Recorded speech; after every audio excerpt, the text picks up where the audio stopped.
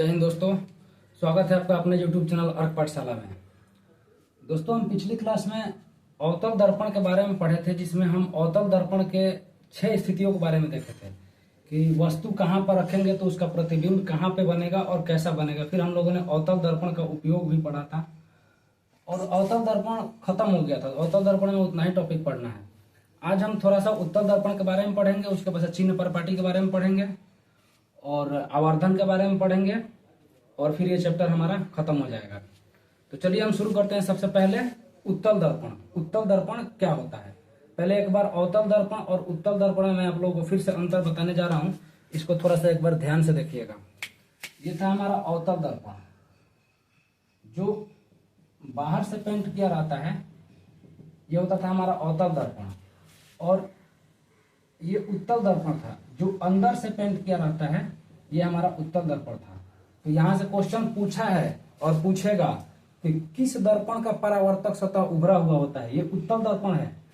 इसमें परावर्तन किधर से होगा? प्रकाश इधर पे पड़ेगा इस सतह पे, तो इधर से परावर्तन होगा ना। तो उभरा हुआ कौन है? उत्तल दर्पण। उत्तल दर्पण। तो ये चीज याद रखना है। और ये चीज पूछता है कि किस दर्पण का परावर्तक सतह उभरा हुआ रहता है? उत्तल दर्पण का। और इसका परावर्तक सतह अंदर की तरफ धंसा हुआ रहता है, अवतल दर्पण। ये थोड़ा सा एक बार ध्यान रखिएगा, ये चीज पूछता है। और अभी हम फिर से शुरू करने जा रहे हैं। इसको उत्तल दर्पण के बारे में डिटेल्स में पढ़ेंगे।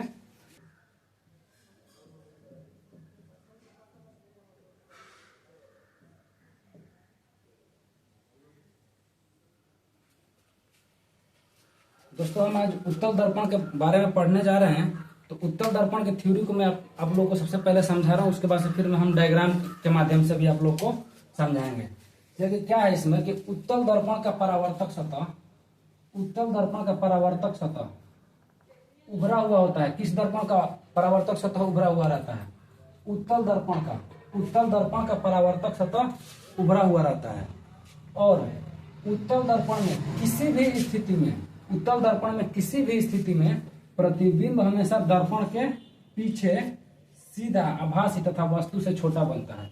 इसका मतलब हुआ कि उत्तल दर्पण में किसी भी स्थिति में, अर्थात कि प्रतिबिंब कहीं पर भी रखा हो, उस ऑब्जेक्ट अर्थात कि वस्तु कहीं पे भी रखा हो, प्रतिबिंब उसका क्या होगा? प्रतिबिंब हमेशा सीधा बनेगा, वस्तु के दर्पण के पीछे बनेगा और आभासी प्रतिबिंब बनेगा। तो मैंने आप लोग को बताया भी था कि जब भी प्रतिबिंब अगर दर्पण के पीछे बनता है, तो जब भी प्रतिबिंब दर्पण के पीछे बनता है तो प्रतिबिंब हमेशा क्या होगा? आभासी होगा और सीधा प्रतिबिंब होगा। और उत्तल दर्पण में क्या होता है? वस्तु से हमेशा छोटा प्रतिबिंब बनता है। कभी भी वस्तु से बड़ा प्रतिबिंब नहीं बनेगा, इसमें हमेशा वस्तु से छोटा प्रतिबिंब बनता है। जैसे कि ये होता है हमारा अवतल दर्पण। ये अवतल दर्पण हो गया, इसको हमने अंदर से पेंट कर दिया, अवतल दर्पण हो गया।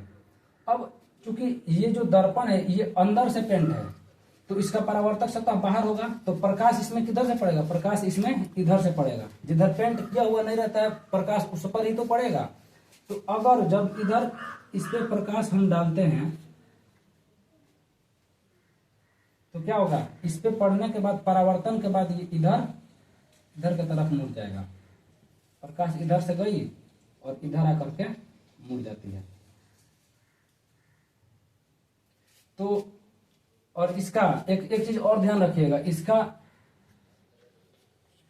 जो सेंटर ऑफ कर्वेचर अर्थात कि वक्रता त्रिज्या रहता है वो दाईं तरफ इधर रहता है और फोकस इसका यहाँ पे रहता है और पोल इसका यहाँ पे रहता है। तो जब इस पे प्रकाश पड़ेगा उत्तल दर्पण पे, तो परावर्तक सतह से परावर्तन के बाद ऐसे निकल जाएगा।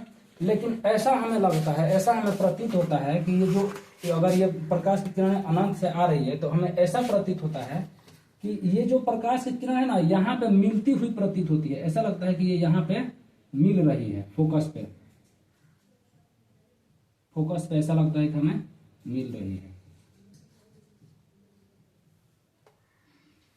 हमें ऐसा लगता है कि प्रकाश की किरणें, हालांकि प्रकाश की किरण यहाँ से परावर्तित होकर के दूसरे दिशा में चली गई, लेकिन हमें ऐसा लगता है कि यहाँ पे मिल रही है, हमें मिलती हुई प्रतीत होती है। और जब भी मिलती हुई प्रतीत होती है तो क्या होता है? जब भी हमें ऐसा लगे कि वहां पे मिल रही है तो वहां पे क्या होगा? हमेशा आभासी प्रतिबिंब बनता है, अर्थात कि आभास होता है हमें, इसलिए यहाँ पे आभासी प्रतिबिंब बनता है। और प्रतिबिंब हमेशा वस्तु से छोटा ही बनता है। तो ये चीज आप लोग थोड़ा सा ध्यान रखिएगा कि उत्तल दर्पण में प्रतिबिंब हमेशा आभासी प्रतिबिंब बनता है। दर्पण के दूसरी तरफ, दर्पण इधर है, परावर्तक सतह इसका इधर है, लेकिन प्रकाश मिलती हुई कहाँ प्रतीत हो रही है, यहाँ पे। तो हमेशा प्रतिबिंब दर्पण के दूसरी तरफ मिलती हुई प्रतीत होती है, इसलिए यहाँ पे हमेशा क्या बनता है, आभासी प्रतिबिंब बनता है। और अवतल दर्पण में हमेशा वस्तु से छोटा प्रतिबिंब बनता है।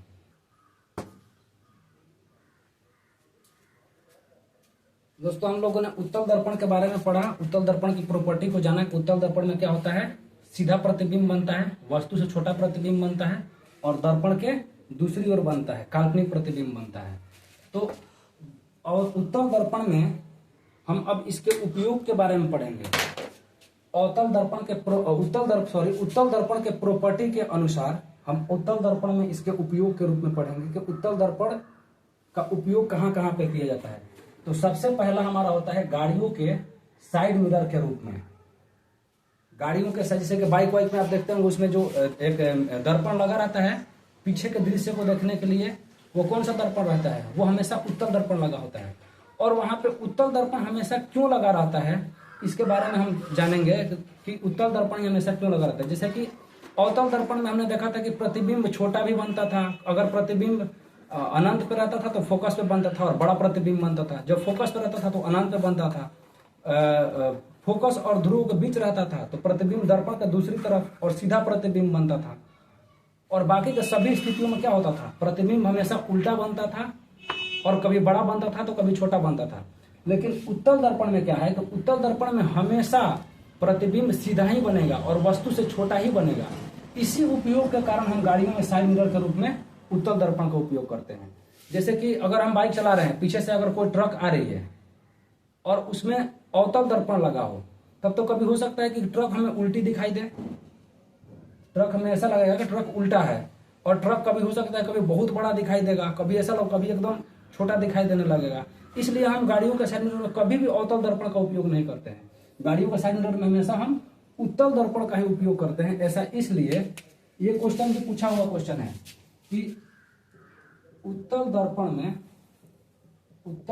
में प्रतिबिंब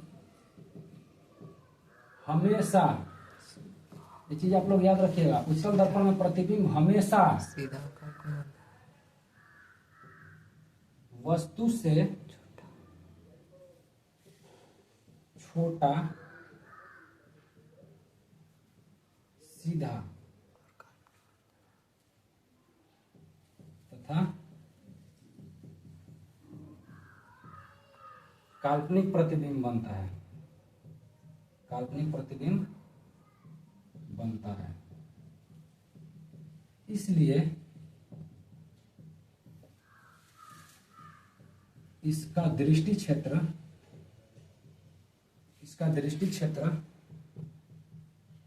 बड़ा होता है। बड़ा नहीं, इसको कह सकते हैं कि बहुत बड़ा होता है, बहुत बड़ा होता है, जिसके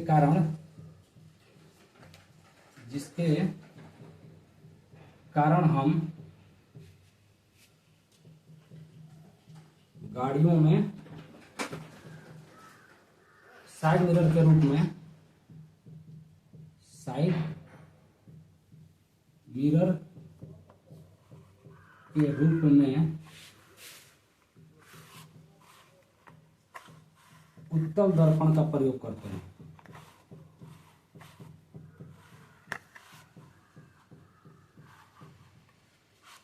अगर हमारे गाड़ी में अगर साइड मिरर के रूप में उत्तल दर्पण लगा है, तभी हमें पीछे की वस्तु जो होगी सीधी आती हुई दिखाई देगी। अगर अवतल दर्पण लगा है तो ऐसा लगेगा कि ट्रक उल्टा है, पीछे से कोई अगर बाइक वाला आ रहा है तो ऐसा लगेगा बाइक उल्टी होकर चल रही है, और कभी वो बहुत बड़ा दिखाई देगा तो कभी छोटा दिखाई देगा।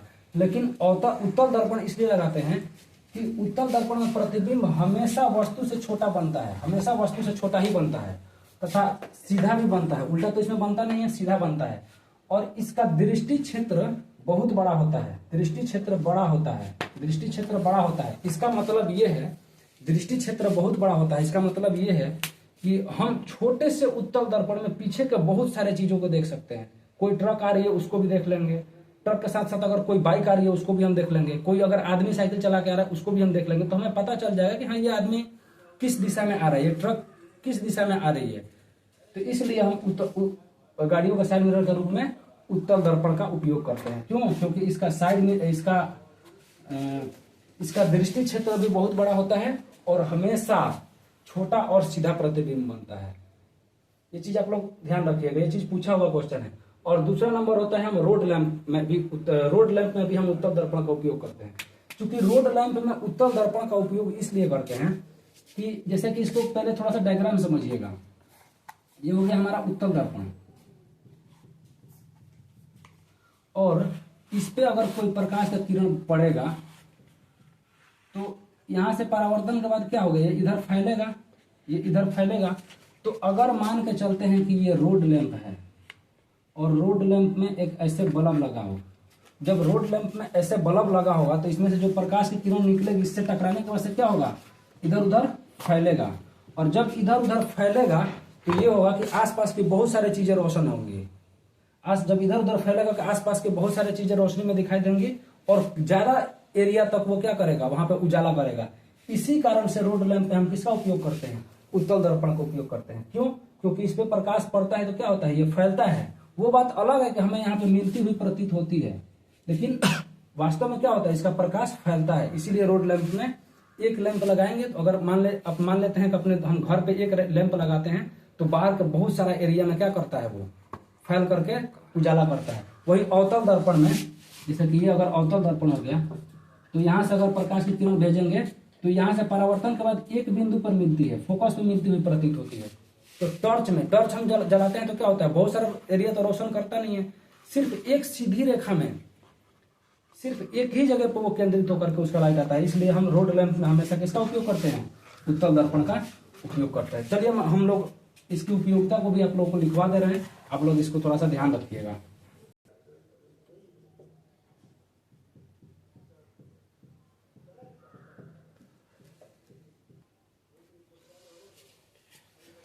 देखिए दोस्तों, रोड लैंप में हम उत्तल दर्पण का उपयोग इसलिए करते हैं, रोड लैंप में यहाँ पे उत्तल दर्पण होगा।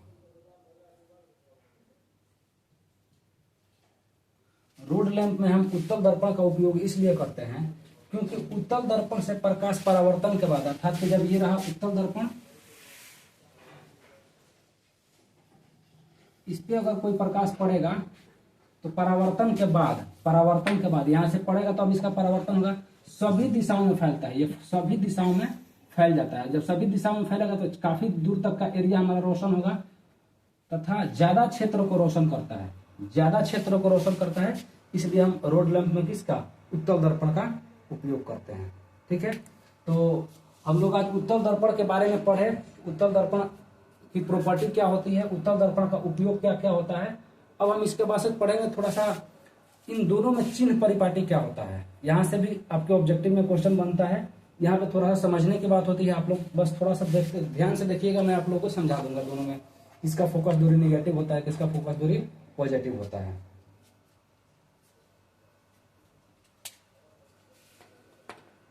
दोस्तों, हम दोनों दर्पण में चिन्ह परिपाटी के बारे में समझेंगे कि चिन्ह परिपाटी क्या होता है। सबसे पहले हम लोगों ने पढ़ा था अवतल दर्पण, उसके बाद हमने पढ़ा था उत्तल दर्पण। अब दोनों दर्पण में हम बारी बारी से चिन्ह परिपाटी के बारे में समझाएंगे। चिन्ह परिपाटी देखिए क्या होता है। अवतल दर्पण कैसा होता है, अवतल दर्पण हमारा ऐसा होता था, इसका परावर्तक सतह अंदर की तरफ धंसा हुआ था और ये बाहर से पेंट किया हुआ रहता था। और उत्तल दर्पण में क्या होता था कि परावर्तक सतह बाहर की तरफ उभरा हुआ रहता था और अंदर वाली सतह क्या होता था, अंदर वाली सतह हमारा धंसा हुआ रहता था। और यहाँ पे हमारा ये होता था, पोल होता था, ये हमारा सी होता था या फिर इसको आर भी कहते थे, और यहाँ पे होता था हमारा फोकस होता था। और इसमें क्या होता था कि इधर होता है, क्योंकि ये दर्पण जब ये गोलीय दर्पण होगा तो ये बाहर की तरफ ऐसे ही होगा, इसका आर किधर होगा, इसका आर इधर ही होगा। तो आर इसका यहाँ होता था, इसको सी भी कहते थे और इसको एफ कहते थे और इसको पोल कहते थे। चूंकि जब हम लोगों ने मैथ पढ़ा था तो उसमें क्या होता था, ये वाई डैश होता था, ये एक्स डैश होता था। तो ये मूल बिंदु से बाएं साइड में हम निगेटिव लेते थे। जैसे कि अगर मूल बिंदु के बाएं हम इसको 1 2 3 करके लेते थे, तो इसको इधर इसको -1 -2 -3, इधर भी अगर 1 2 3 लेते थे तो इधर -1 -2 -3 लेते थे। तो हम यहाँ पे ध्रुव को मूल बिंदु मानेंगे। ये हमारा ध्रुव है ना, ये ध्रुव हमारा मूल बिंदु है। और जब ध्रुव हमारा मूल बिंदु है तो मूल बिंदु से बाईं वाली सभी दूरियां हम निगेटिव लेंगे। क्यों?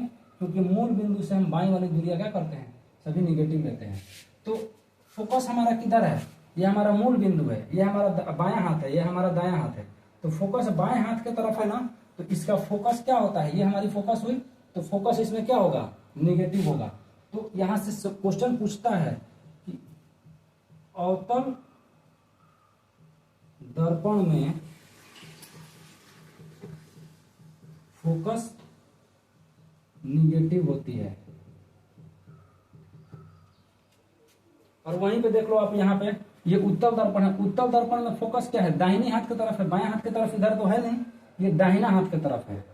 तो हम कह सकते हैं इसमें कि उत्तल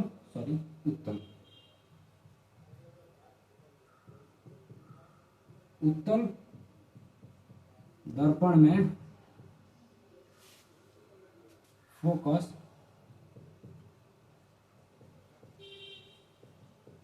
पॉजिटिव होता है। उत्तल दर्पण में फोकस पॉजिटिव क्यों होता है, क्योंकि ये दाहिना हाथ की तरफ है। दाहिना हाथ की तरफ जो भी होगा वो पॉजिटिव होगा, बाएं हाथ की तरफ जो भी होगा वो नेगेटिव होगा। इसका फोकस हमारे बाएं हाथ की तरफ है और इसका फोकस हमारा दाएं हाथ की तरफ है। अब हम देखते हैं कि वक्रता त्रिज्या, इसको हम वक्रता त्रिज्या कहते हैं ना, यहां से लेकर के पोल तक की दूरी को क्या कहते हैं, वक्रता त्रिज्या। तो इसमें देखिए कि वक्रता त्रिज्या किधर है, पोल से बाएं तरफ है ना, ध्रुव से बाएं तरफ है। तो इसमें भी हो सकता है कि वक्रता त्रिज्या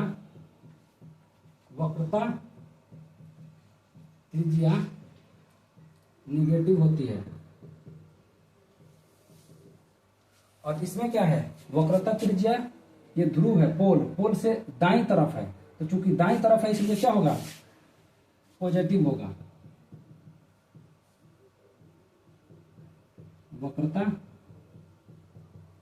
त्रिज्या पॉजिटिव होती है। फोकस हो गया हमारा, वक्रता त्रिज्या हो गया। अब हम देखते हैं कि वस्तु इधर हम किस में रखते हैं, वस्तु किधर रखते हैं।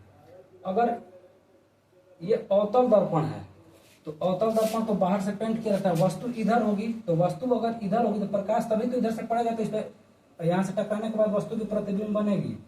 तो वस्तु इसमें किधर होगी, बाएं तरफ होगी। तो वस्तु दूरी हमेशा क्या करते हैं, निगेटिव लेते हैं। क्यों? क्योंकि वस्तु इधर होगी और ये बाएं साइड है। इसमें वस्तु दूरी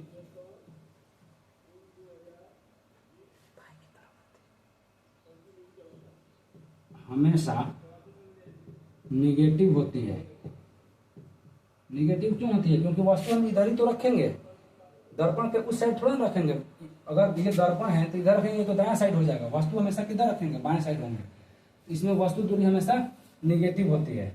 और इसमें चूंकि ये भी बाहर से पेंट, अंदर से पेंट है, तो इसमें भी वस्तु हम इधर ही रखेंगे, तभी इधर वस्तु रखेंगे तो इधर से प्रकाश पड़ेगा इस पे, और यहाँ से टकराने के बाद इसका प्रतिबिंब बनेगा।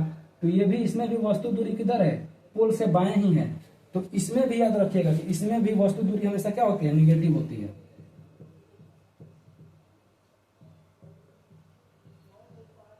वस्तु दूरी हमेशा निगेटिव होती है, वस्तु दूरी। और चलिए एक और मैं अब इसी पे इन दोनों में अंतर भी बता देता हूं कि इसी पे इन दोनों में अंतर क्या होता है।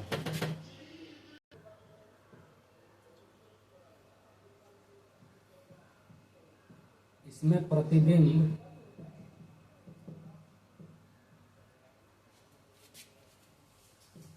छोटा भी बनता है, बड़ा भी बनता है, सीधा भी बनता है तथा उल्टा भी बनता है। मैंने एक एक स्थिति को बताया है, आप लोग जा करके प्ले लिस्ट में ये वीडियो देख सकते हैं। एक एक स्थिति बताया था कि कब छोटा बनेगा, कब बड़ा बनेगा, कब सीधा बनेगा और कब उल्टा बनेगा। लेकिन इसमें क्या है कि इसमें प्रतिबिंब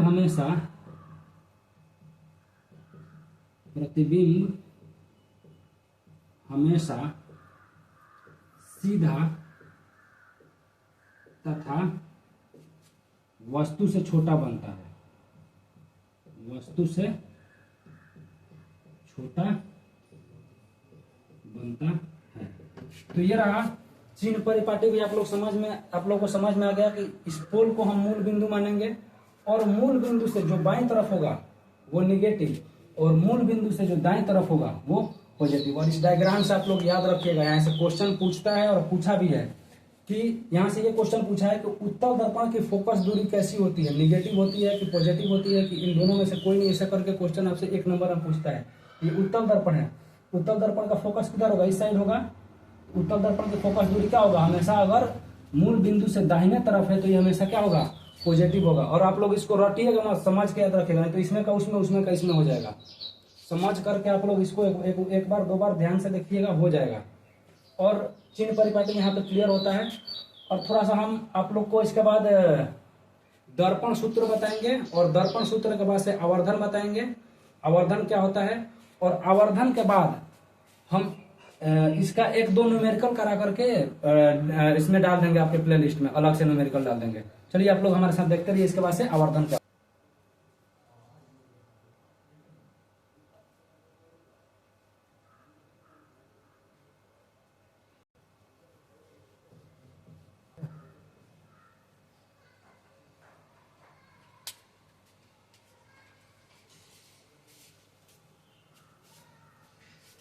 दोस्तों हम दर्पण सूत्र पढ़ेंगे। दर्पण सूत्र भी आपके एग्जाम में पूछता है दे करके, इसमें से कौन दर्पण सूत्र सही है। दर्पण सूत्र आप लोग याद रखिएगा, इसी दर्पण सूत्र से हम न्यूमेरिकल भी पढ़ने वाले हैं। दर्पण सूत्र होता है 1/v plus 1/u equal to 1/f।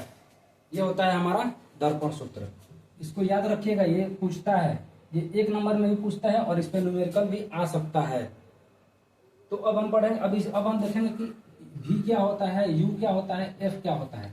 सबसे पहले हमारा इसको हम याद रखने को ऐसे टेक्निक से याद रख सकते हैं कि ABCD में सबसे पहले u आता है कि v आता है। सबसे पहले हमारा u आता है, u के बाद v आता है। तो अगर प्रतिबिंब बनेगा तो पहले वस्तु होगी कि पहले प्रतिबिंब होगा, पहले वस्तु होगी उसके बाद ना वस्तु का प्रतिबिंब बनेगा। जब वस्तु ही नहीं रहेगी तो प्रतिबिंब कहाँ से बनेगा। तो इस प्रकार हम कह सकते हैं कि यहां से इस तरह से हम इसको याद रख सकते हैं कि u क्या होगी, u वस्तु दूरी होगी, u हमारी वस्तु दूरी है और v क्या है, प्रतिबिंब दूरी है। v है हमारा प्रतिबिंब दूरी और f क्या है, f है हमारी फोकस दूरी, फोकस दूरी f होती है फोकस दूरी। और फोकस दूरी क्या होती है, जो हमारा त्रिज्या होता है, त्रिज्या का आधी होती है, f क्या होता है, r/2 होता है। इसलिए भी सवाल आता है, फोकस दूरी त्रिज्या की आधी होती है। तो इतना आप लोग ये सब याद रखिएगा। u क्या होती है, वस्तु दूरी, क्योंकि पहले u फिर बाद में भी, तो पहले वस्तु होगी उसके बाद में उसका प्रतिबिंब अर्थात के भी बनेगा। और f से फोकस दूरी होता है। ये चीज आप लोग याद रखिएगा। अब हम थोड़ा सा पढ़ने जा रहे हैं कि आवर्धन क्या होता है। आवर्धन हम पढ़ेंगे, उसके बाद से इस पे न्यूमेरिकल करेंगे।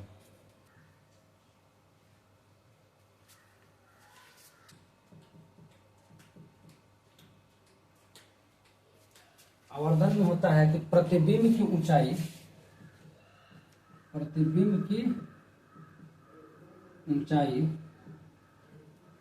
तथा वस्तु की ऊंचाई